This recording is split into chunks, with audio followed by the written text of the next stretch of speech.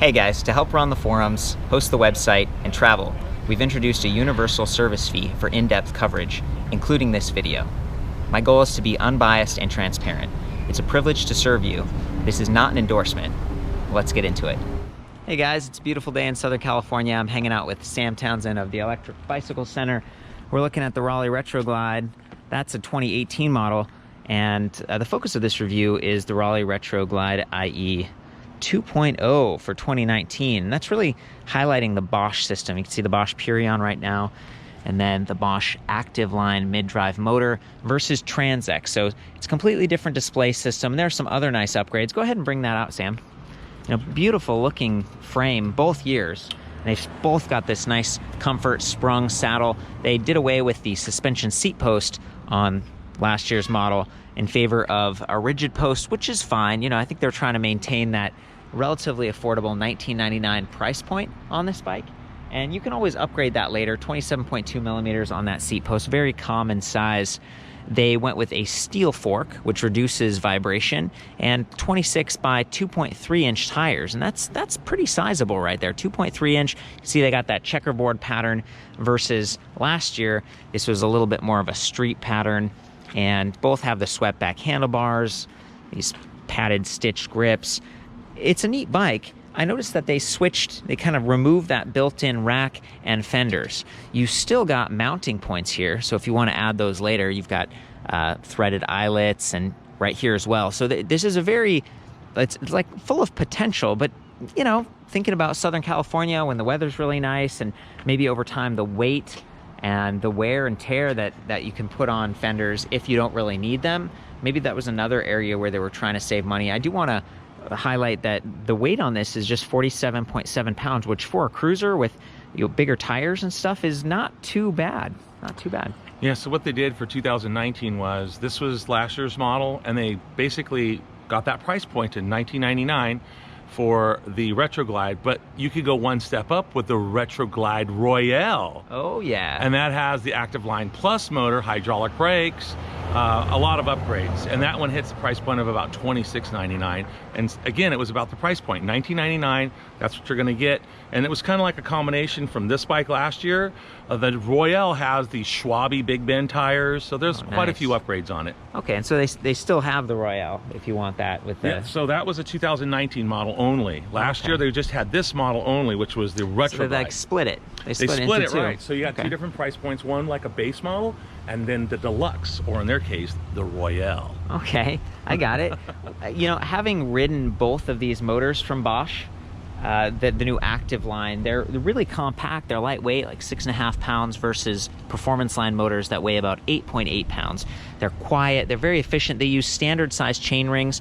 Some of the Performance Line motors that with the bigger chain rings, it feels like kind of a smoother feel. It's not quite as zippy. Like the Performance Line ones are like zzz, zzz, zzz, and they're right there, and that's great for mountain biking and stuff. But for a bike like this, I mean, this is just a perfect choice. It's very casual, very, very efficient, and that's nice because you want to be efficient with the battery pack that they've stocked here. This is the PowerPack 400, 36 volt, 11 amp hours. So it's actually just slightly below 400 watt hours. This was the standard up until, I don't know, a few years ago when they had the PowerPack 500, and now the Power Tube 500, which is like fully integrated. It looks really nice, but it actually weighs more. So this is just 5.4 pounds versus the Power Tube is 6.3. You know, yeah, it's visually, it's on the frame instead of in the frame, but for a bike like this where they really tied in the accents, the colors, everything matches. I really like that. And even though you don't have those fenders on this version of the bike, you do have a steel chain cover, and I'm kind of looking in here. It almost completely obscures the motor from this side, which for me is neat because this bike, just the weight, the balance, and fairly comfortable depending on the tire pressure that you set. I noticed that the range is pretty high here, 30 to 80 psi. So for a lighter weight guy like myself, I'm like 135 pounds. I can drop the tire pressure a little bit, get that comfortable ride, maybe upgrade with the suspension seat post. This post over here, you can find these on Amazon for like 30 bucks. And frankly, I would spend a little bit more and maybe get an SR Suntour NCX suspension post. You sell a lot of those? We love those. We can't keep them in stock. We order them 100 at a time straight from SR Suntour. Okay, so that's a good option. And what are they? Do you know how much they cost? $125 is the retail price for those. Okay, so you're spending a little bit more, but you've got this nice like upright body position, comfortable swept back, handlebars, and then you'll notice that that seat tube angle is pretty steep back. And that helps you to create like a foot forward pedaling position, and that when you take your feet off and you can put them right down, you don't have to kind of hop forward over that down tube. And this does come in two different styles. So you can see this is, I think they call it a step through, but I would call it a mid step. And then the high step, again, that is last year's model, but it's a very similar frame. And one of the big trade-offs going from Transex to Bosch is that you don't have the option of a throttle. And I don't think this one came with a throttle. It was something you could order aftermarket. And I think, what does it have, a little power cable? Yeah, this is where it would plug in right here.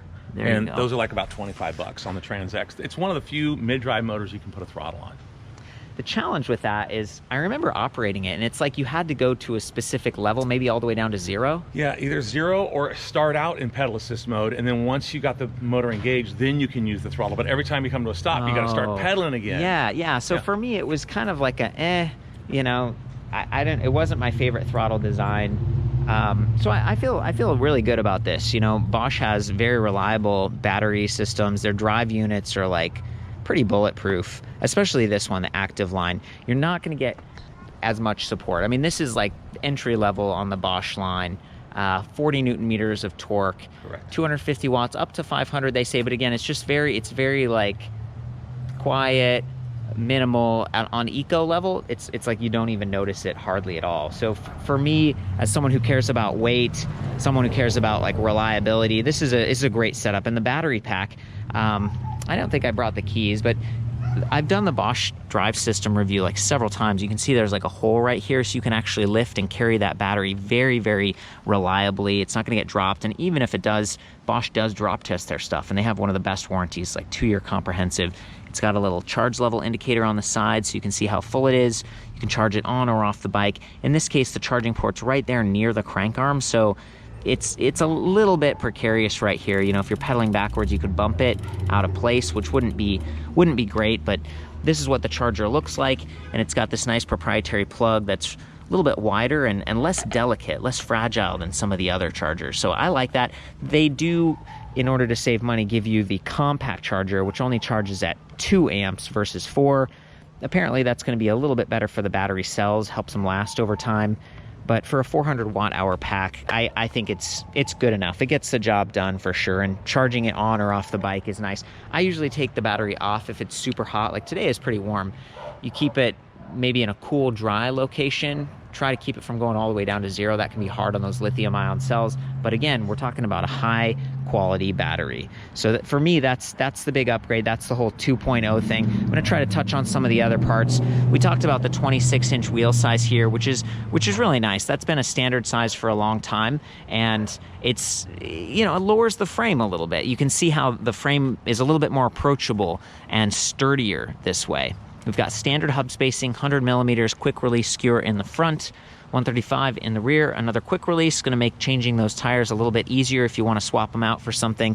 Maybe over time the checkerboard pattern wears down, or you get a flat because they don't have puncture protective lining. They don't have reflective sidewalls. These are really just, you know, good neighborhood, kind of all around, but maybe not quite as tough as some of the Schwabe stuff on the higher end models. 38 tooth steel chainring up front. In the rear, we have 12 to 32 teeth. So it's a pretty decent spread, even though it's just 7 speeds. That's a good range. A lot of the other, you know, e-bike drivetrains for some of the more affordable bikes, they end up being like 14 to 28 tooth, and I think that might have even been prior years.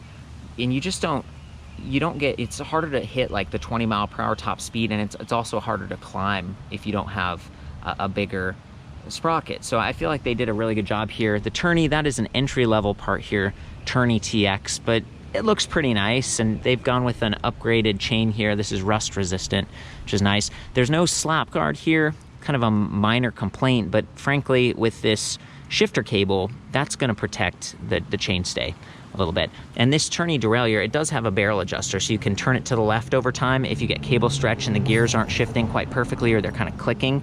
And by doing that, you extend the length of that housing, and it puts things back in that nice, smooth sounding shifting setup. So this is a big thumb shifter. It's another like more affordable part. I see this a lot on bikes with throttles and stuff because it clears this whole area, but we don't actually have a throttle on this bike. So I think this was chosen just to save money and because it's so simple and big and the buttons are very separate. But see how normally my thumb would be way down here. To shift, I have to like kind of reach really far forward. In some ways, this is the type of bike that I could see myself kind of leaving in the same gear for a long time. You're just cruising around the neighborhood. It's not a mountain bike. It's about being relaxed. It's about convenience and, again, reliability. 170 millimeter FSA crank arms. That's nice. That's a branded part. We've got these plastic kind of composite, larger surface area with those built-in nubs. I like those pedals quite a bit. Really well suited to this bike. We do have disc brakes, which are going to stay cleaner than rim brakes. It just kind of cleans the whole bike up, but they are mechanical, and they're only 160 millimeters, which, again, for neighborhood riding and stuff, cruising, I feel like that's just fine. Gets the job done. The only point of like question for me is that some of those bike racks, they have like metal bars and stuff, and if you really jam the wheel in, you could bump that disc brake rotor with the metal bars on the rack and bend it, and then you're going to get like the sound when you're riding. So keep an eye on that. We do have internally routed cables. Very nice. This is the other side of the motor. Again, Bosch Active Line, very lightweight, 40 newton meters of torque like we talked about. And then some of the advanced features are that it measures rear wheel speed with this sensor and that magnet, pedal cadence and pedal torque over 1,000 times per second, and it has shift detection. So this is a lower torque, lower power motor. It's probably not going to wear the chain and the sprockets down as quickly as like the performance line motors, but it's still nice that it's got that extra technology. It's a smart motor. This is like a top of the line motor, I would say.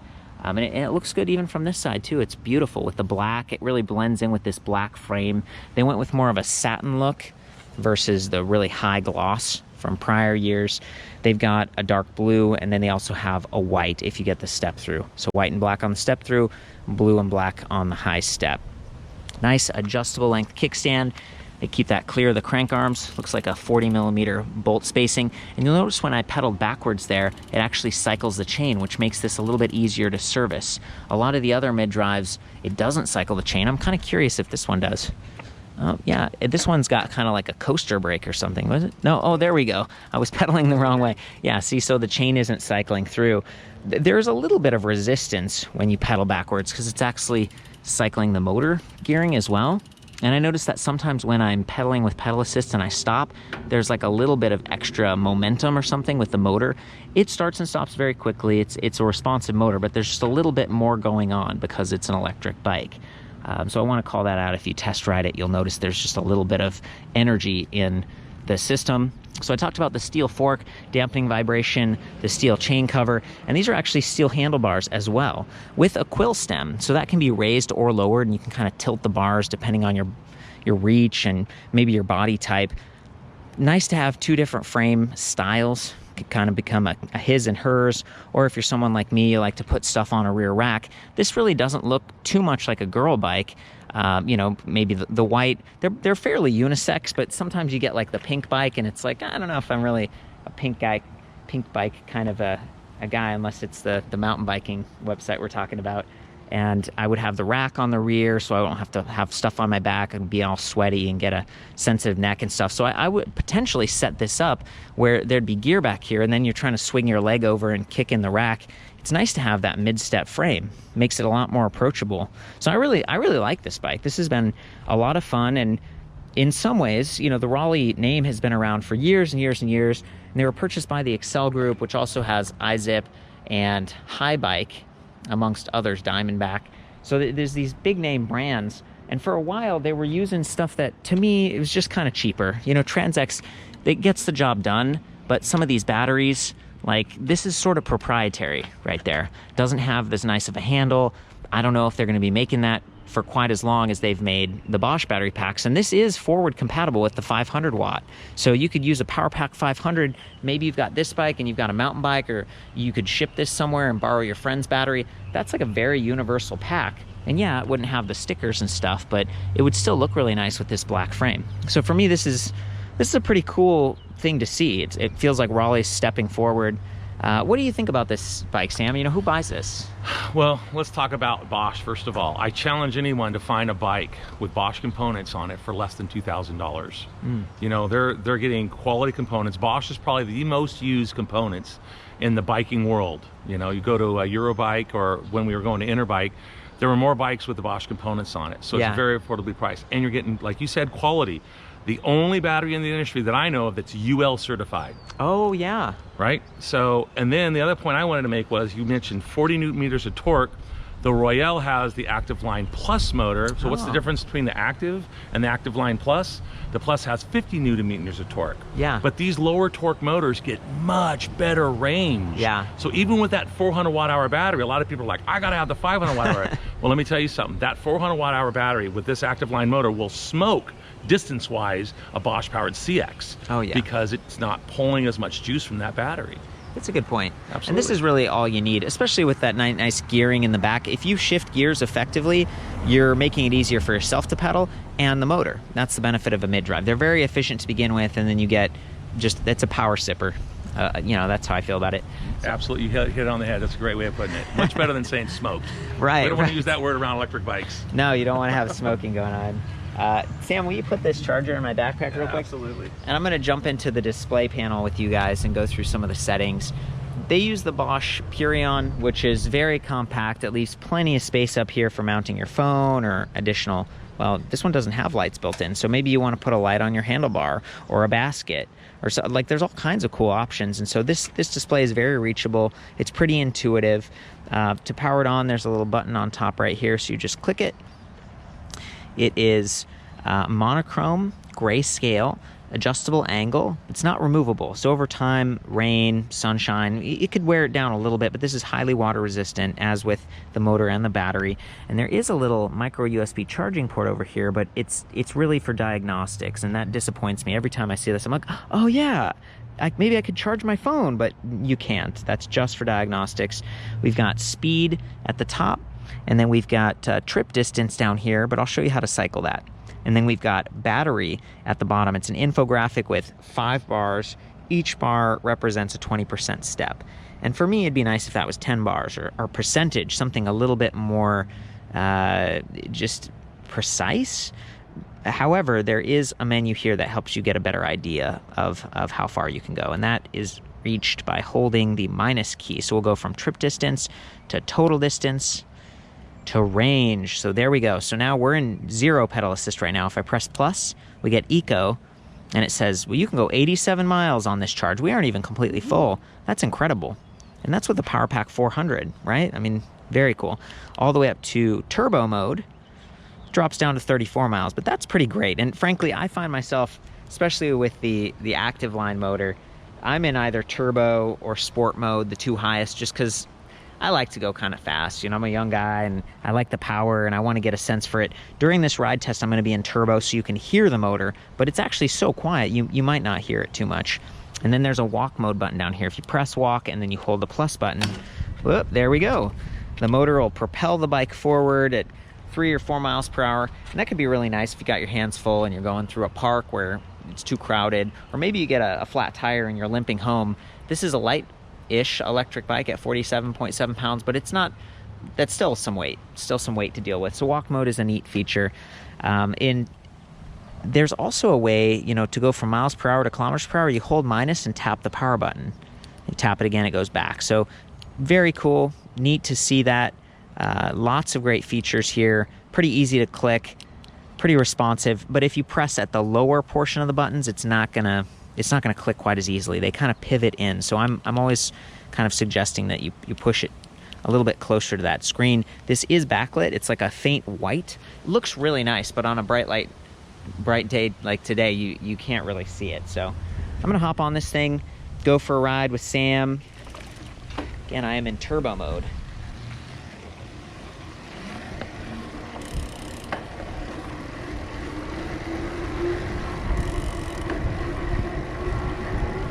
Really can't hear it, and it's near instant cutoff. Feels very stable. I'm purposely riding with no hands to kind of feel out those wider tires. The 2.3 inches creates stability, good traction, and comfort. Like I was saying, if you lower the tire pressure a little bit.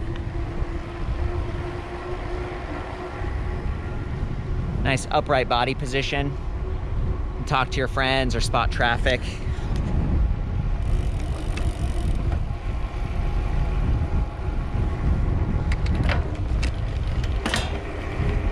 Well, doing a little shifting for you. I think that's pretty good. I'm gonna show, maybe trade off with Sam over here.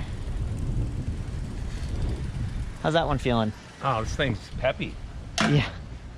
Some of the things I remember when we were at the schooling for Bosch was that there was less resistance when pedaling this bike. Like if your motor's turned off, it's super easy to pedal the Active Line. Thanks for calling that out. It doesn't have as much drag as some of the other mid-drive motors. You know, the Performance Line motors from Bosch, they've got this proprietary sprocket that spins 2.5 revolutions for every crank revolution, and that's a reduction gearing system. So it makes it quick, and I think that was for their earliest generation of bikes. That was like, that's all they had. Now with the Active Line, they've got that 38 tooth standard size chainring, and there's no drag, there's no And you know what's amazing friction. to me is Bosch has only been in the electric bike market for 10 years. They just celebrated their 10-year anniversary. The advances and the things they've done in that 10-year period of time are just amazing. And you know, you compare that to just like last year's version of this bike where it's an LED readout that's small, it's hard to see, it's just not as clear. You know, there's just 4 dots instead of the words. You don't have a range calculator. It's such an upgrade. The battery I talked about, and you'll probably hear this one's louder. So I'm gonna pedal ahead for a second, Sam, and show them the louder motor, and then catch up with me here, and I'll try. We'll yeah. There you go.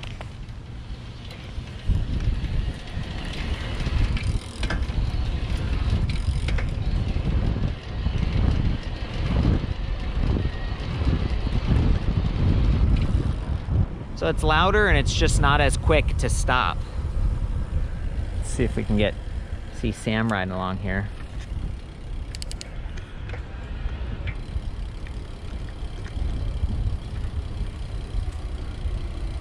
You know, on this bike, it just feels like you're always being pushed by the wind as you're riding it. Yeah, we're actually riding into the wind, so it's a nice feeling. Also, 2 pounds lighter after 2018 on the Active Line motor.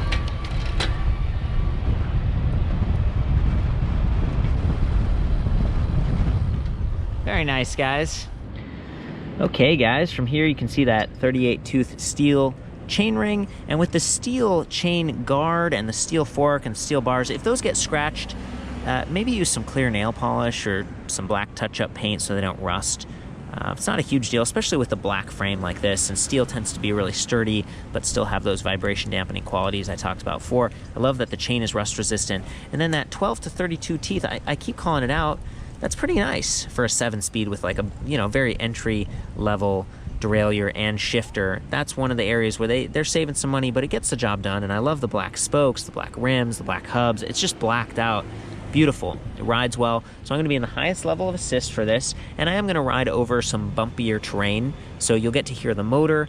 You'll notice it more as I get to the higher cadence, and this does have a max cadence support of 100 RPM versus 120, which means you could pedal faster and the motor will keep up with the high-end Bosch motors. But again, you know, like 2 pounds of added weight, definitely going to cost more, definitely going to draw the battery down. So this, for what it is, this is like a really good choice for a cruiser bike.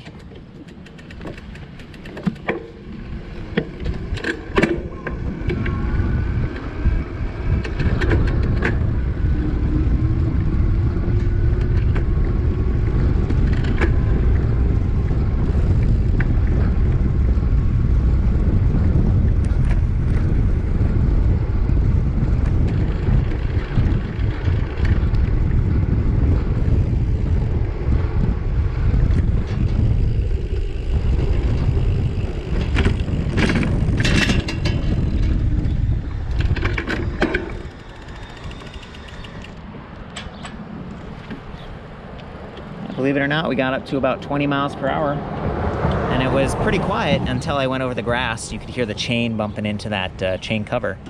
So yeah, pretty good. This is sort of a different shot, but I wanted to show you the springs here because they actually add a fair bit of comfort. The wider saddle gives you a lot of support. So I'm going to go over some bumps and just show you how well this supports. Even without a suspension seat post, the springs are pretty good.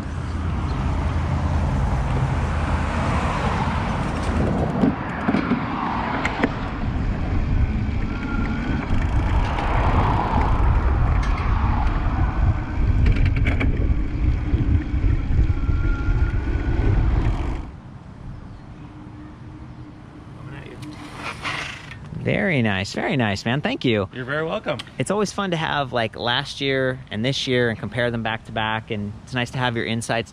You guys, for the full written review, and I think we reviewed last year's as well, there's like a cool comparison tool back at the website and all the details.